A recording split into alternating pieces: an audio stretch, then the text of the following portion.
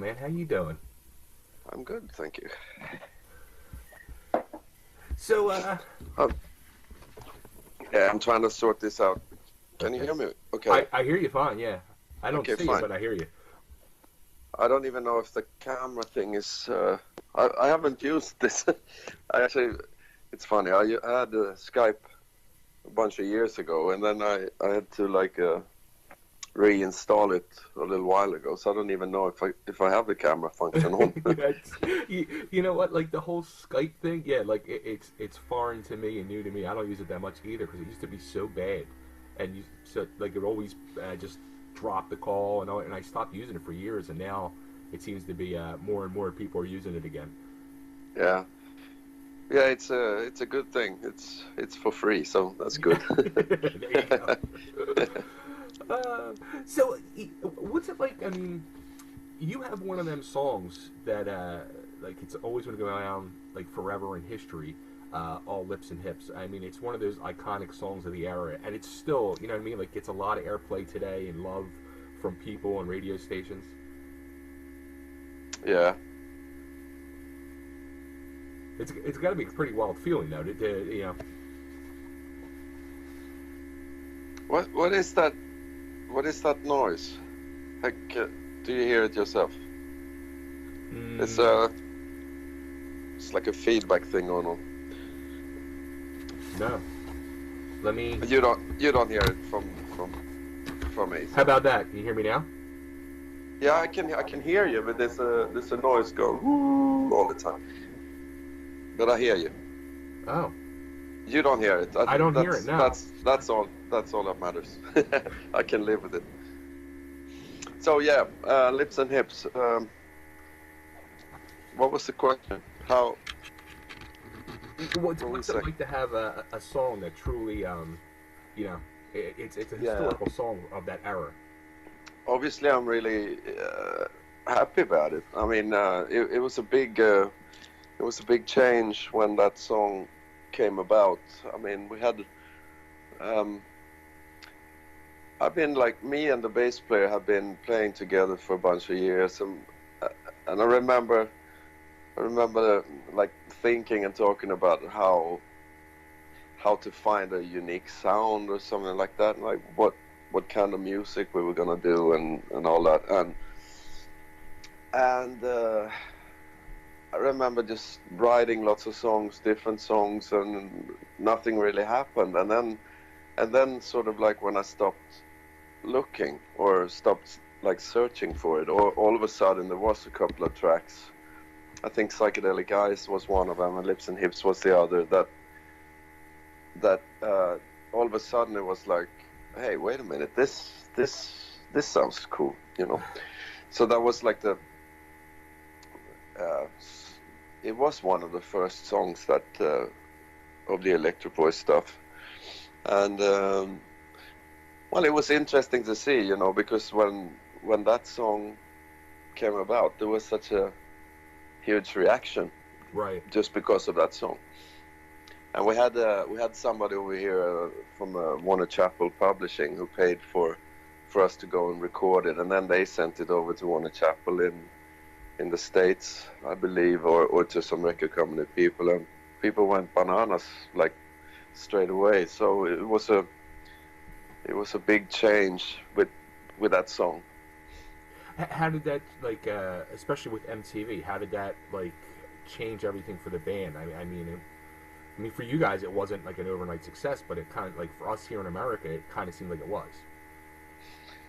Yeah, and well, bless MTV for that. I mean, it was great because we were played on heavy rotation for quite some time, and I know that some people nowadays or later on weren't. If you mention our name, they maybe they wouldn't know about it. But if you said Lips and Hips, they would go, ah, yeah, I know that song. So in a way, the song maybe even became bigger than the band in a way, which is okay, of course. I mean, but it was a good thing in those days with MTV that it sort of felt like if you had a a song with a good riff, or with a big like a big shout along chorus kind of thing, then, and if they picked it up on MTV, you could sort of feel that, okay, now this is probably going to be a hit, because it had that exposure. But nowadays, it's, at least in Sweden, there's not much channels like that for rock on TV and radio. There's like 2 radio stations basically that play rock, and one of them basically plays older stuff only. So you can sit with the best riff in the world, and it's not necessarily, it doesn't mean that people are going to hear about it. But that was great about MTV, because everybody checked it out. If you were into rock, then you would eventually hear it and see it. You really touched on something huge there too, where, does that kind of scare you? I mean, because you guys have this new album getting ready to come out in a couple of weeks, and it is really amazing. I mean, there's a lot of killer riffs, a lot of killer songs, but does it kind of scare you? Like, I hope people hear it and realize how good it is. Well, to tell you the truth, I mean, I was in Hanoi Rocks for 4.5 years, and then when that ended in 2009, actually the bass player was in Hanoi as well, and so when that ended, and we talked about what we wanted to do, where we both felt like playing this sort of music again, this kind of rock that we do, and we called the other guys and put the band together, and then we did an album called And Them Boys Done Swang 2010, and then we did another one a couple of years later, or 3 years later, that was called Starflight United. So this is actually the third since we reformed. But the whole process with getting it out, the distribution and everything was a complete failure. So not many people outside of Sweden know that we even made those albums. Wow. So it's not, to answer your question, it's not like to me it's just like an ongoing thing. I mean, the main thing is that if we together in the band play something and really like it, and then record it, and you're really happy with the recording, and then you release it, then if it doesn't happen, then that sucks, obviously, but it doesn't mean it's not any good. So it's right. Just an ongoing thing. If you need timing, you need a lot of luck and all the other things to go with it to make it happen. But all you can do is try to release stuff that you're happy with, and then and work as hard as you can. Yeah, I mean, at the end of the day, that's the biggest part. As long as you and the rest of the band are happy, and you're happy playing your music, that's the bottom line. It is, and people, I mean, you can't fake anyway. People can tell if you don't do stuff, if you don't do it from your heart anyway. So Sure. I believe in longevity and some sort of honest, being honest about it is a good thing in the long run. Now, going back to Hanoi Rocks, I mean, I'm sure they were a huge influence on you. I mean, what was that like to end up playing with Michael and Andy for a few years? I think they were a huge influence on most people in rock. I mean, I know that both Skid Row and Guns N' Roses have mentioned them many times, and bands like that as well. But of course, when I saw them, because they moved from Finland, like this must have been the early 80s or 82 or something. And the first time I went to see them at a place called Studion in Stockholm, people, it completely blew you away, because Sure. there was no bands looking like that, and the attitude and the punk edge and the songs and the way they looked, and it was so they had an input in all sorts of places, because it was so different and so good. But I toured with them, opened up for them, and got to know the band, like, well, in the beginning of the 80s, 84 or something like that. And Andy and I talked about, or already back then, that we should play together at some point.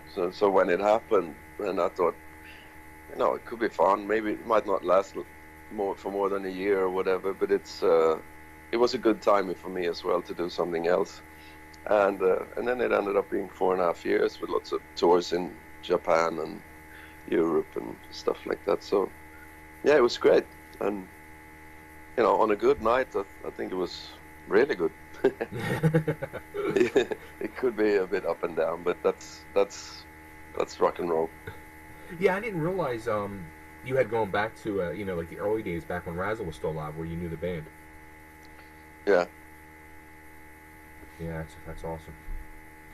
Yeah, how about like those final shows when the final Hanoi Rock shows? I mean, was that an emotional time for? Do you think for them guys to like put in that chapter of their musical career to rest, or? Yeah, obviously, it must be in some way, but nothing that I could see. I think it was decision they made together, because they've been playing for a long time together. I mean, I was in the band for 5 years, but they had been going for quite a few years before that. Sure. With other guys. So, and I mean, Andy and Michael, they're like brothers. So, I can relate to their relationship sort of with me and Andy from Electric Boys. We've known each other since we were 14 and played together so much that it's like a brother, and you annoy each other, but you also really like working with each other, Sure. And so I think they just felt that it's time to do something else. So I didn't see any much people being nostalgic or anything. That was over and done with already, I think. So, but it was great because it was eight shows at Tavasti in Helsinki in 6 days, and I was totally amazed with Michael because and the shows were long as well. The last one was like over 3 hours, and holy cow. And after all those shows, and I mean, he's jumping around and being crazy and singing like crazy, and his voice was in total, perfect shape after all that time. Great stamina and professional guy. Yeah, he is awesome. He really is. So the new album, which comes out November 23rd, it's called the Ghost Ward Diaries. Now, where did that name come from? It's the name of the studio, Ghost Ward, and obviously I was sitting there writing a lot of the lyrics and mails to people, and so I don't know how it came up. It was me and the bass player, I think, sitting down talking about different ideas and having a beer after a long day's session, and that name came up from somewhere. So yeah, and it feels a bit different. The whole idea with this album is that we've tried, when we reformed the band 2009, we were really concerned that people were gonna relate or what do you say, identify the sound very easily to us, to what we're known for. So that was a big issue back then, and then we did the next album, and that was sort of that same vein as well. But this time it feels like we felt like we didn't want to have that like burden or monkey on the back, if you like, right. That it has to sound in a different way.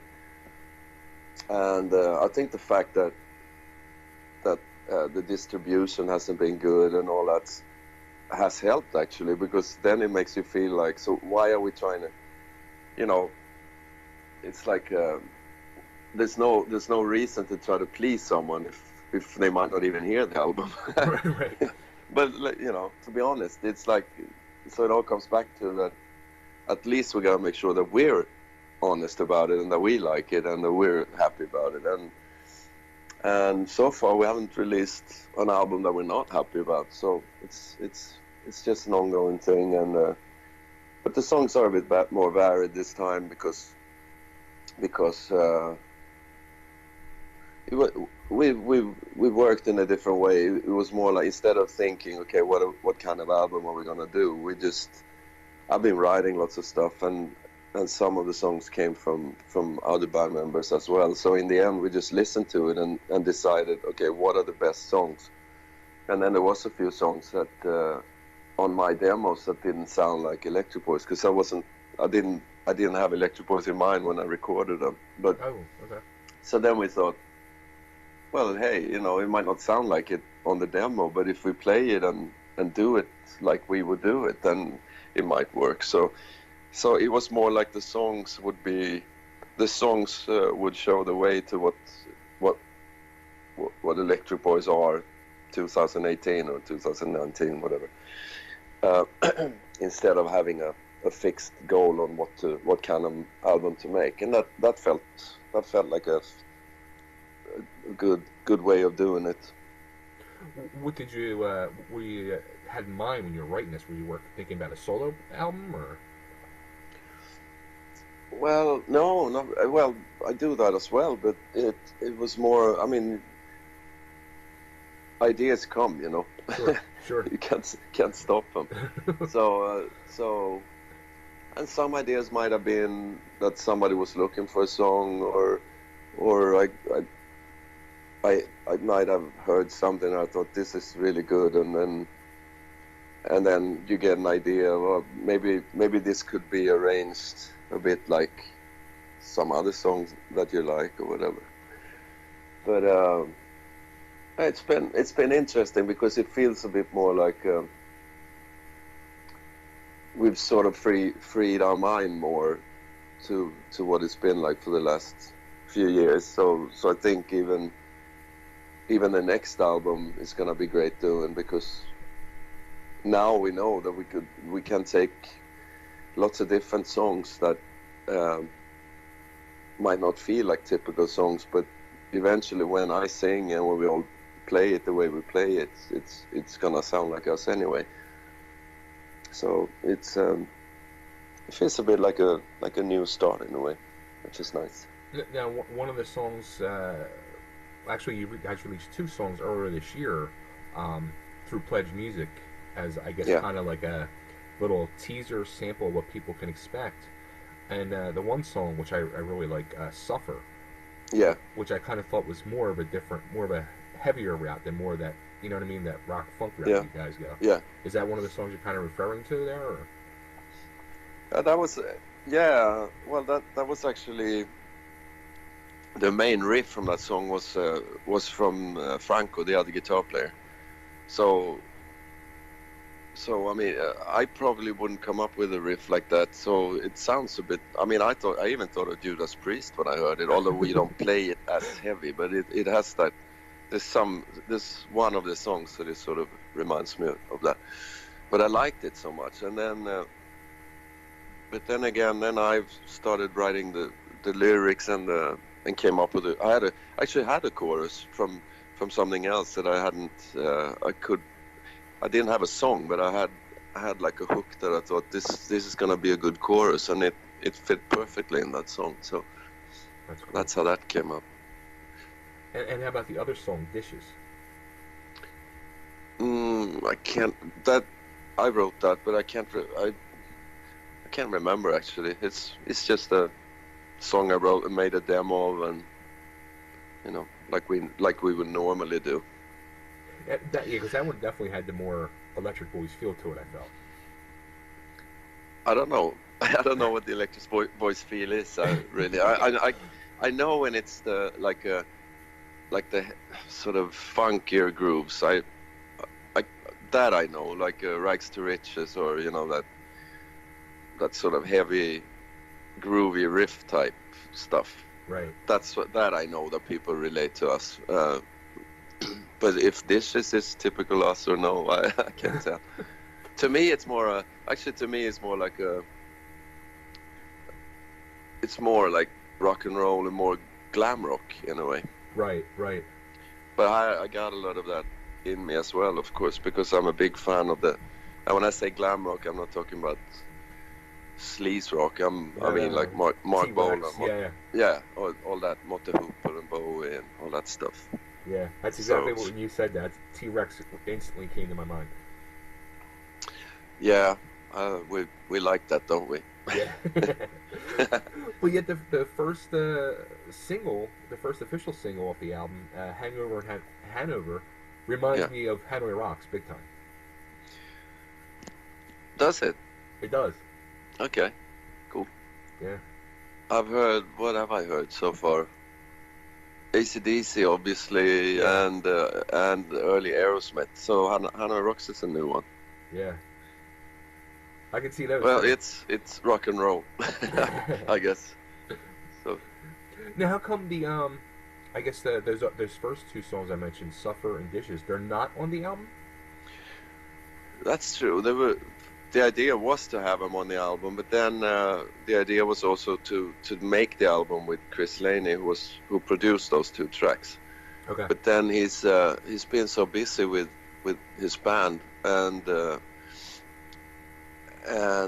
so cut a long story short, we ended up with this guy David Castillo, and when he had mixed, when we started recording the stuff.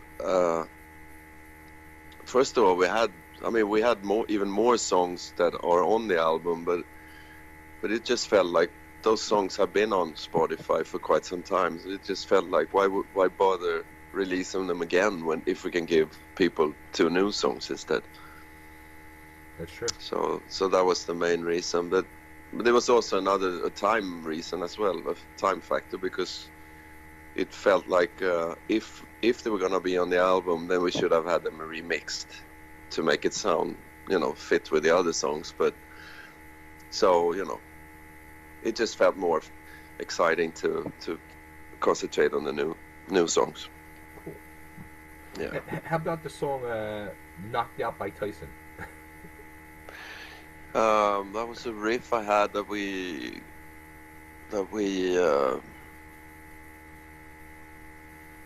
Yeah, that actually features our other drummer, because we got two drummers, maybe you've seen, I don't know. But we had Niklas Sigevall, who's our original drummer. He lives in LA nowadays. Nowadays, he's been there for 10 years or something like that. And so we can't afford for him to come over just for like one-off shows all the time. It just costs, we can't afford it really. But so we have this other drummer that joined the band a bunch of years ago to do all these other shows, and it's worked out great, and they're actually really good friends, and they respect each other, and it's been great. So they both play on the album, and Niklas usually do, like if we have a tour with many dates in a row, then that's what Niklas usually does, and if there's spread out gigs, that's what Jolle does, the other guy. Oh, cool. But he plays on that song, and it's got some female backing vocals on it as well, if I remember right. Yeah, which I liked.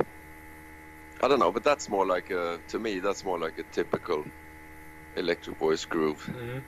Or at least that's what I think people say is a typical typical sound. And how about another song that really stood out to me was the last one on the album, One of the Fallen Angels. That main riff was from the bass player, and then just like with the other song, I wrote the melody and the chorus. So it's fun, because in the old days I used to write everything, and I would try to push the other guys to try and write, and they'd be like, "Oh no, I'm not a writer. I can't write." But then they eventually started coming up with ideas, and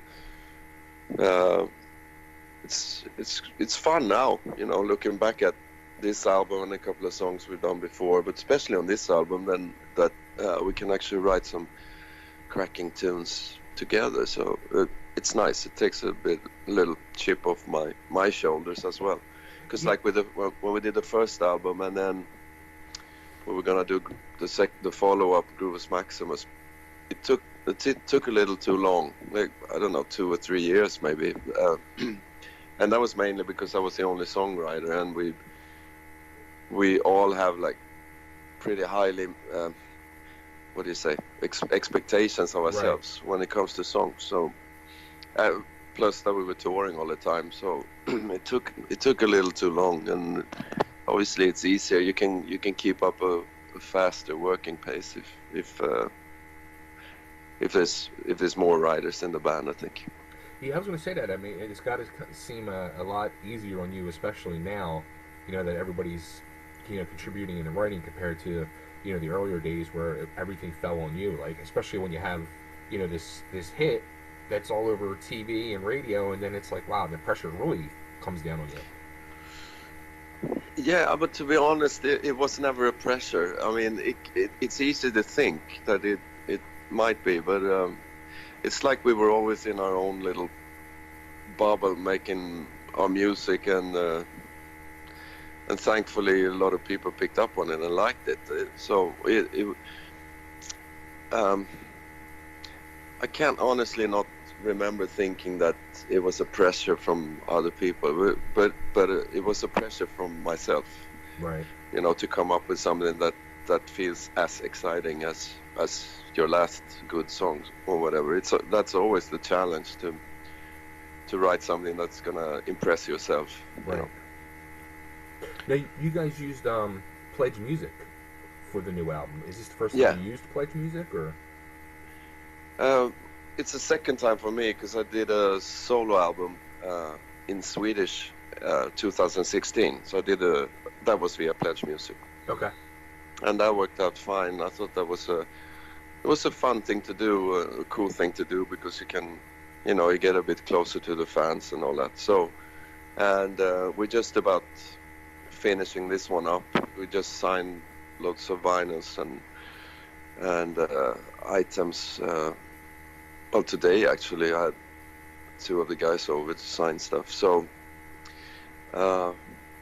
it's been good, and we might do it next time around as well. It's it also, nowadays it's not like you need a record company like you used to, because they're not gonna take any chances anyway, because they won't make any money. Simple as that. So I mean, I love the whole idea of the Pledge Music, and especially like from the fan point of view, because some of the stuff you guys offers rewards besides getting a copy of the whether it's the CD or getting a vinyl, or I mean, one of the rewards was going out to dinner with you guys. Yeah, we have a couple like that we're gonna do, and quite a few people wanted the name in the credits, which is fun. Who would have thought of that a bunch of years ago? Right. Open up the album and your name is in the credits. That's it's you can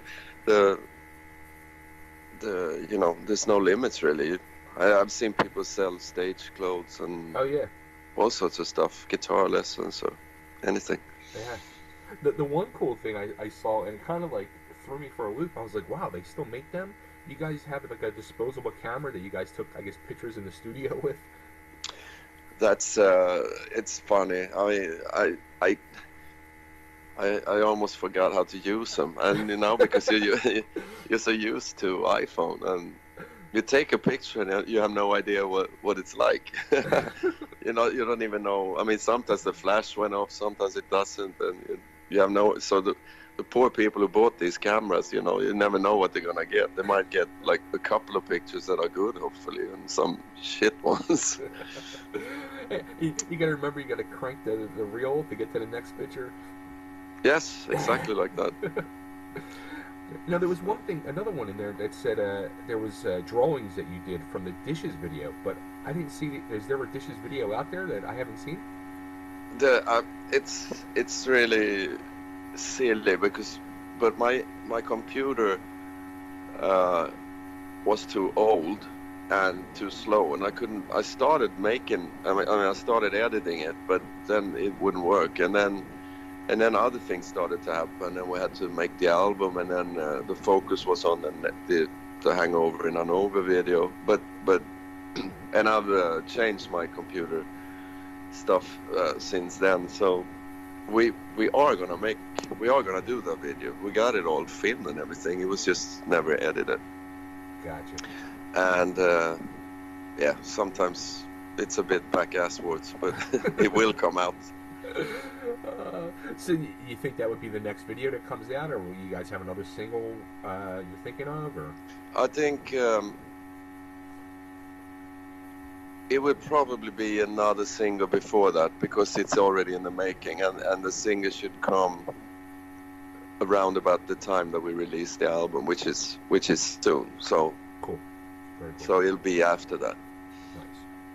And how about like touring? I saw you guys do have shows that lined up over in your neck of the woods, but yeah, we're doing Sweden in December, and then we do UK in March, and also I think there's gonna be some European dates around that. We just went to France for one show. We went to Hamburg, but it's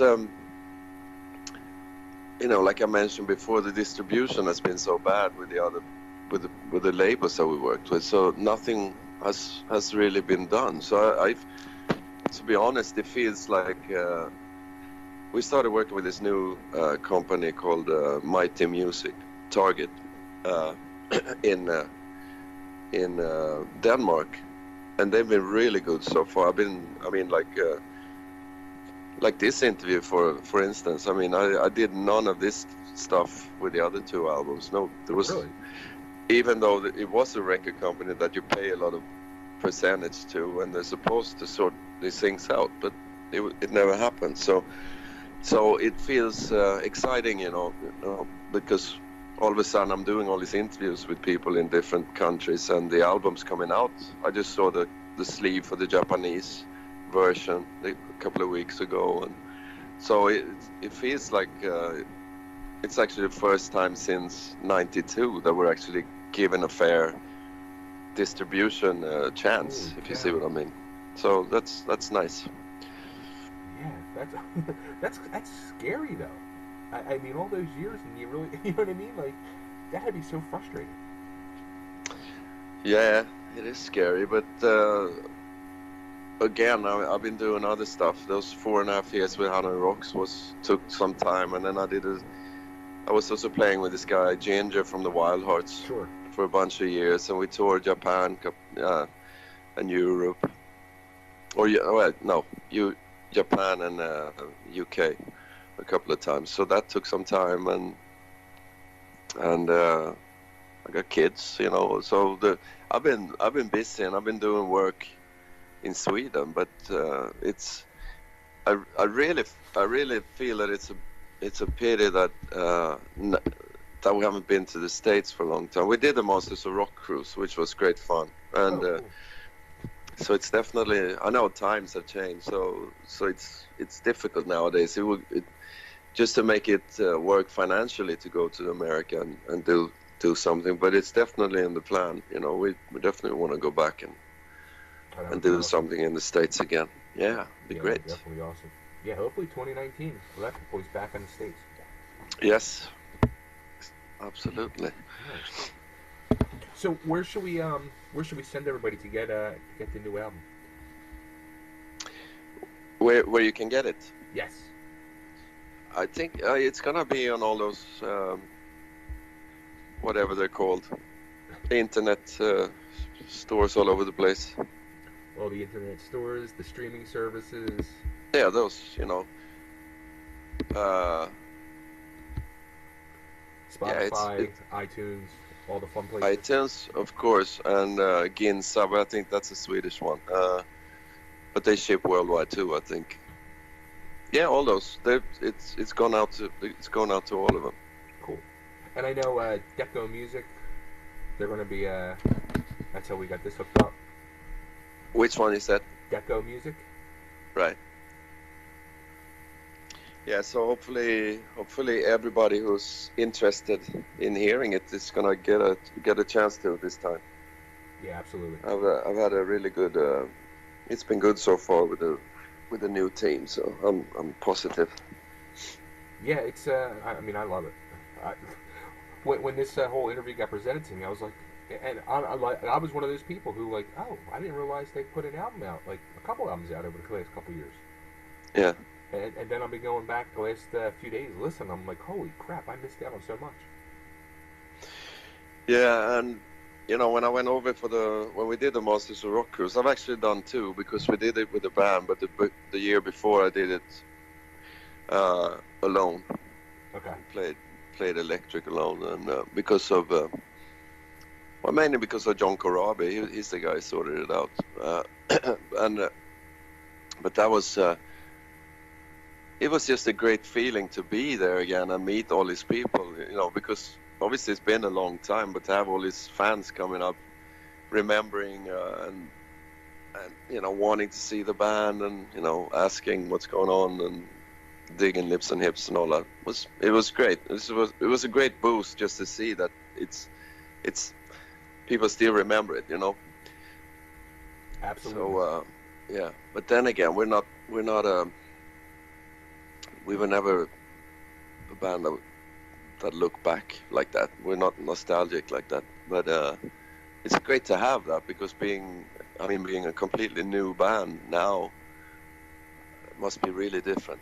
I'm really happy that we have some fans and some success to start off with. You know, if you send a mail to someone, then that you have actually done something before. Right. So could you imagine like starting out as a new band now? No.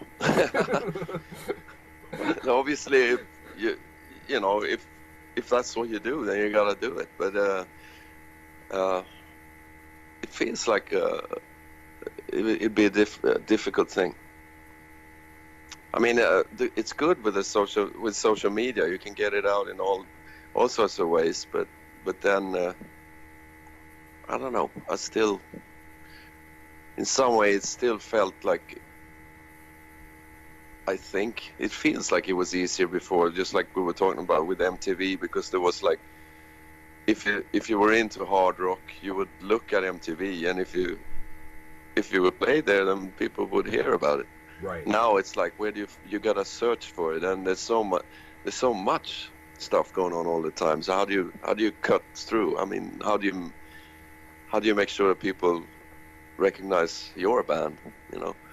You know, that's what I want to know, because I mean, I get 20 requests a day, easy, from and it's kind of like, and I feel bad for a lot of the newer bands and all, and I'm like, do I go and say that to them, like, hey, I'm sorry, but like, it's kind of hard to choose this band that's got 20 followers on Facebook and they're putting out their first single compared to talking to somebody like you who's got a history in music and a proven history. You know what I mean? So yeah, it's funny. I was doing this interview with somebody in UK, and she said, "This is actually perfect timing for you guys with this whole classic rock movement, or blah blah blah, and because you're a classic rock band." I'm like, "What?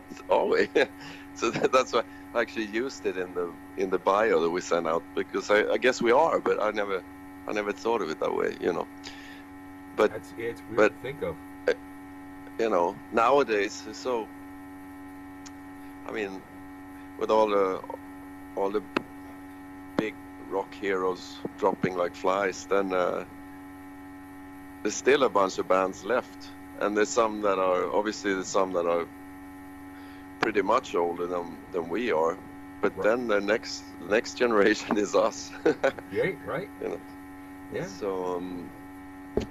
So yeah, and then of course you got this thing with Greta Van Fleet, who just played here a couple of days ago, and what's your thoughts on them?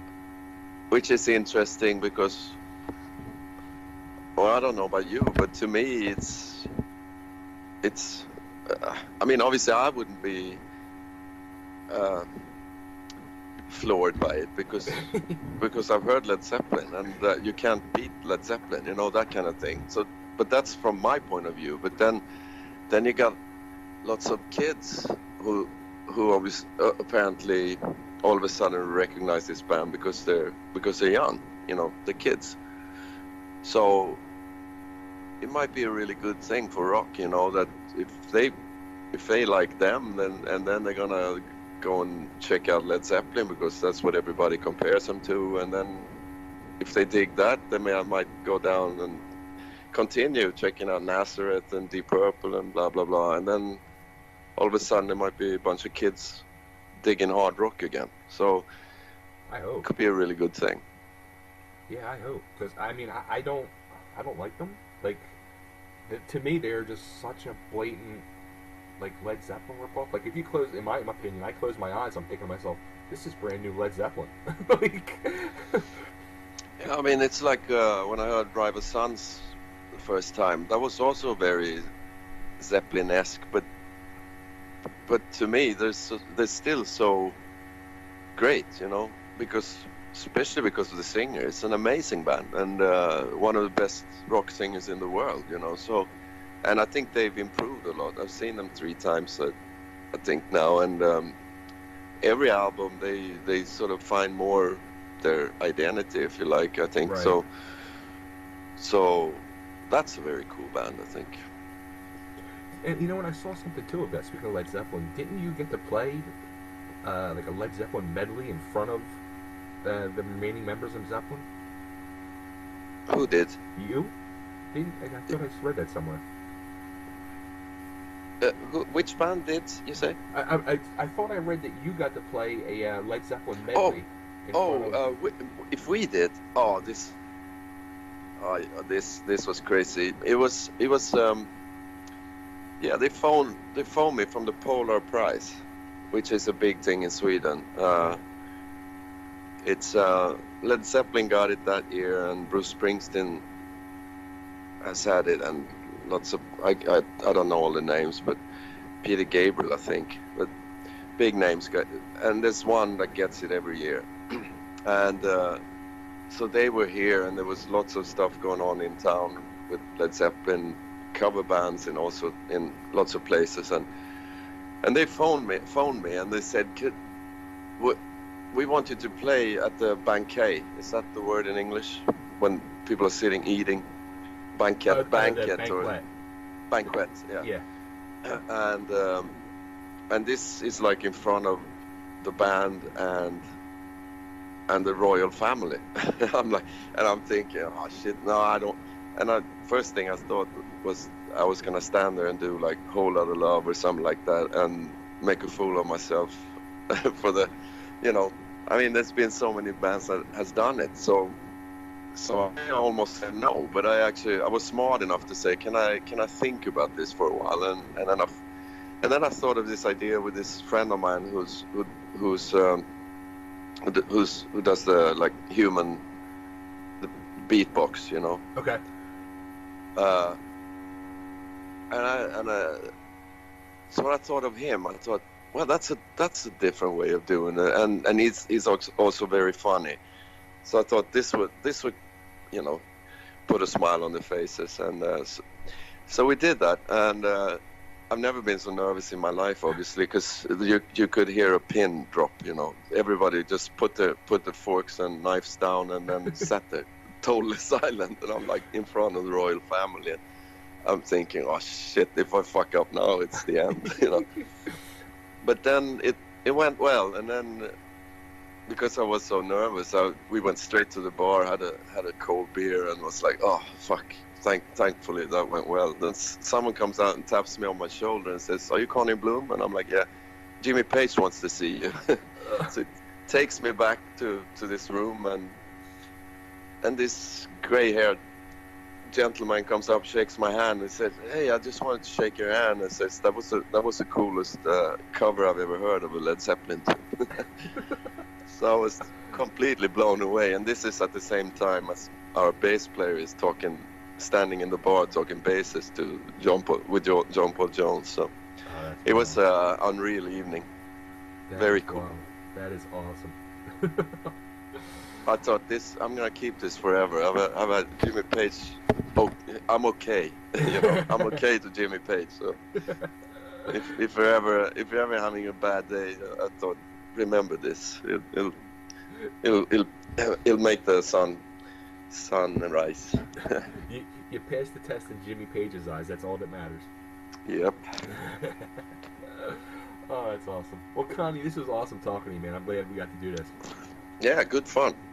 Cool. I'm looking forward to the release of the album. So everybody, November 23rd, get the new Yep. Electric Boys album. You won't be sorry. And hopefully we can come over 2019. If not then the year after, whatever. But we're definitely working on it. Yeah, come over, get over to Philadelphia, and cheesesteaks and beers on me. Sorry, what's that? Cheesesteak and beers on me in Philadelphia when you come. Oh, thank you. Yeah. Okay. Cool. Thanks, man. Take care. Thanks for doing this interview. Absolutely. You too. Take care. All right. Thanks. Bye. Bye-bye.